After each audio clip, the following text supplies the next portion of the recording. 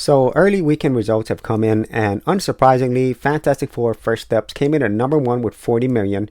Second was Bad Guys 2 at 22 million, Naked Gun with 17 million, and Together at 10 million. And this was a good box office weekend overall with a variety of films for everyone, and that is always a good thing. But the one worrying thing is, well, the Fantastic Four First Steps, because it saw a 66% drop on its second weekend. This is the highest drop, right behind Captain America Brave New World, which had a 68% drop, but it was also lower than Thunderbolt's 56% drop.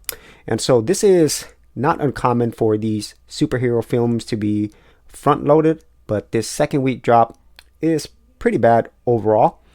Even though the Fantastic Four First Steps did perform well, had a solid opening weekend, this doesn't bode really well for future weekends if this continues, because I kind of see that it's going to end up like Ant-Man and the Wasp: Quantumania. Even if this film were to gross over 500 million, it's uncertain whether or not that's going to be even profitable.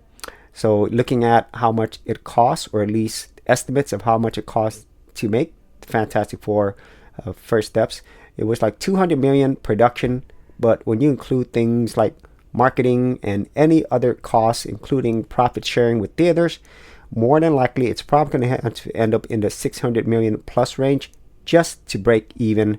And that's going to be really tough, because initially after the opening weekend I kind of thought maybe by the end of the run it might hit 600 or more, but now it's probably looking like 6 might be the best case scenario, versus something like Superman, which is already at 551 million worldwide. And even with this one, I think it is going to break even, but I don't know how profitable this will be as well, because these movies just cost a lot of money.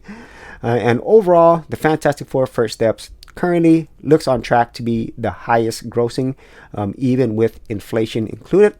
But if it's not able to not only break even but also be profitable, who knows how more of these Fantastic Four movies will be made, and how it leads to the whole Doomsday movie as well.